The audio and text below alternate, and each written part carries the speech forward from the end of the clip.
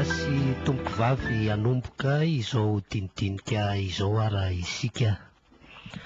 Tary aloloha tary dia nisy ny adihevitra ny amin'ny hoe ity fifidianana natao ity dia tereniny vondrombe iraisam-pirenena atao. Dia raha antsika nahita ny hoe nisy candidat tsy nekeny, ny raha antsika nahita ny 7 commandement na ny didy fito izay nisy andininy tsy maintsy nataon'ny mpitondra teto Madagasikara ary vita tsy nisy tomika izany andininy fito ny 7 commandement zany. Anisany ny hoe ravana ny CES teo aloha dia misolo CES vaovao, ary rehefa niditra ny CES vaovao dia tafita tamin'ny eritreritry ny communauté internationale ny hoe esorina ny candidat tsy mety amin'izy ireo. Teo anatrehan'izay dia nisy ny adihevitra ny amin'ny hoe mitsabaka loatra amin'ny raharaha anatiny, voahitsakitsaka ny fitsarany, ny any ivelany no mibaiko ny fifidianana eto Madagasikara, aiza ny fahaleovantena, fendrianam-pirenena, ny ambom-pirenena sy ny sisa. Na dia teo aza izany adihevitra zany Andriamatoa Raintsaonary dia resy tosika le hoe ny tsindry iraisam-pirenena no nanerena nanaovana forsinina nyity fifidianana ity. Resy tosika izay adihevitra zay satria amin'izao fotoana izao dia efa manomboka mahazo laka tsy kelikely ilay hoe andeha hifidy, andeha hanao fifidianana, andeha anatanteraka ny adidy satria ity fifidianana ity no voalaza fa hoe ivoahan'ny Madagasikara amin'izao krizy izao. Dia raha izay ny zava-misy Andriamatoa Raintsaonary dia efa tena mentanentana tokoa ny tanàna. Mentanentana ahoana moa? Efa nambara fa endriky ny fifidianana nitondra loza sy fahantrana ary krizy niverimberina teto Madagasikara ny hoe fifidianana izay nentina fotsiny ny fidianana ny vaton'ny olona, maro ny mpanakanto, natao mifanentanana mirentirenti isan-karazany, dia izay be vola sy manaitra ny mason'ny mpifidy no nomen'ny vatony, avy eo nefa mitady arabe manongana an'ireny. Ary ny tena manahirana Andriamatoa Raintsaonary dia tsy le tena zava-dehibe na ny hevitra no arosin'ireo candidat, ohatra hoe inona ny tena hevitra mba ampiadana n'ity vahoaka malagasy ity. Tsy izany no ifananovana fa mifampideradera ny fahaizana sy ny vola sy ny fahaizana mifeny communication no tena zava-dehibe. Ka rehefa andeha ihany ity fifidianana ity, raha ohatra ka izay no atosiky ny communauté internationale sy retery politika momba an'izany, mba te anontany ianao Andriamatoa Raintsaonary hoe inona ny adihevitra mba tokony ho ataon'ireo candidat mba ahafahan'ny olom-pirenena mandray anjara na hoe azoto andray anjara ao anatin'izao fifidianan'izao. Misaotra anao namana Ismaël. Eto am-boalohany aloha dia miala tsiny aminao Pierre hafa Kasopeo. Olana roa no hitako tokony vahana haingana dia haingana. Voalohany, fampijanonana ny asan-dahalo; faharoa, fanatsarana ny fari-piainan'ny vahoaka.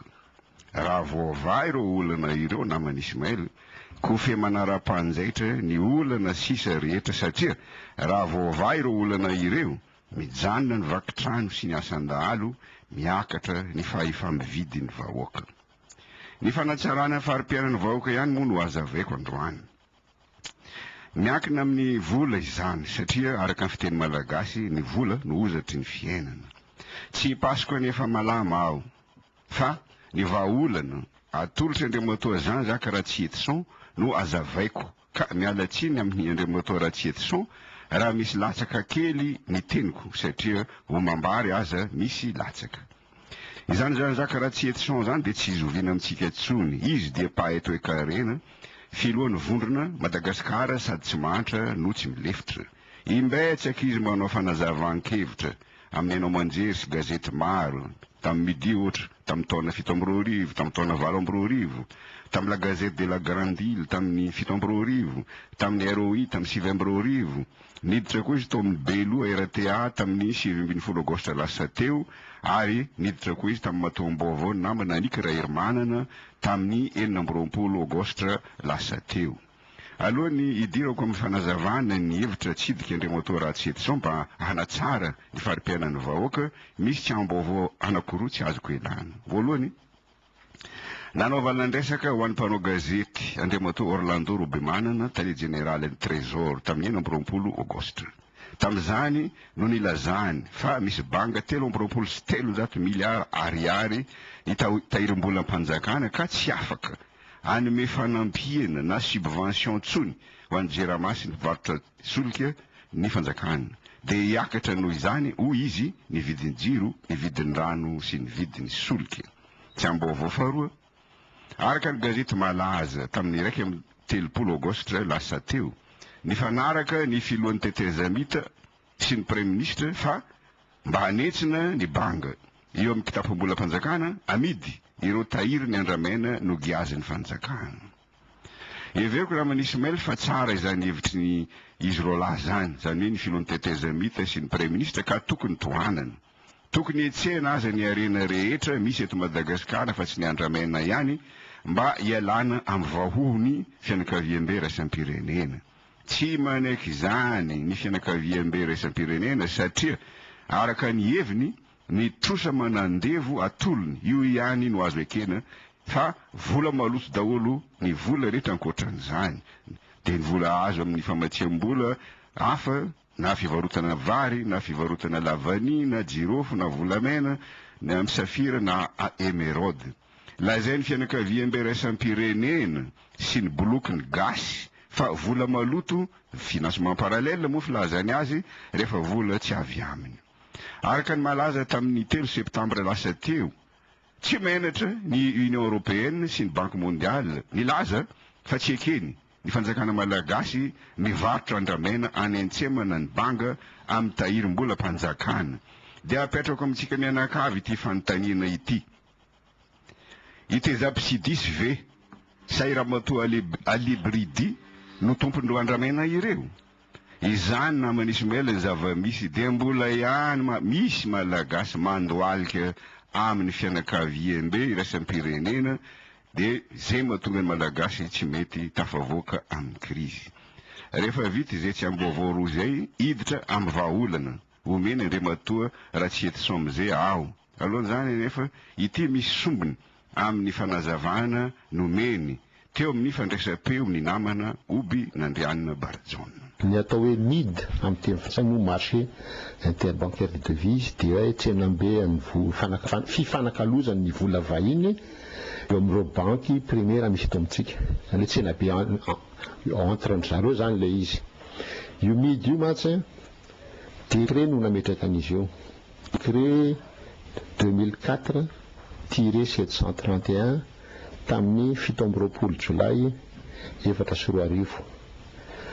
Ny antony nametrahana an'io dia tombontsoa amin'ny ireo banky vahiny ireo fotsiny ihany, satria te hamoaka vola izy. Lazaina matsika fa mila amin'ny banky vahiny fa tsy manam-bola hono. Nefa ireo banky vahiny ireo nge rehefa eto tsy mila alao vola vahiny izy eto raha ny ekonomia malagasy no lazaina.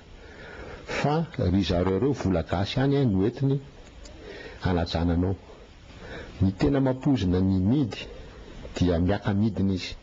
Miaka-midiny izy satria talohan'ny midy moa dévaluation no nisy, dia isaka ny anao dévaluation vao dia maka décret mifanjakana, dia décret satria taux de change fixe tamin'izany, dia maka décret izy miteny hoe dévaluena 30% volanareo 20%, 30%. Io ny FMI isaka tonga teto dia mangataka an'io 20-30% io. Talohan'ny nisy ny midy, rehefa tonga eto ny FMI mangataka dévaluation la 20%, 30%, zany hoe mangataka catastrophe isaka tonga eto izy. Dia tsisy nanoratra teto fa nanaiky fotsiny. Zao ny vola malagasy efa 4,000 isan-jatony, 4000% dévaluation. Dia hoy za hoe tsy tokony isy débat akory fa tokony 100% gasy ajanony amin'izay io système midy io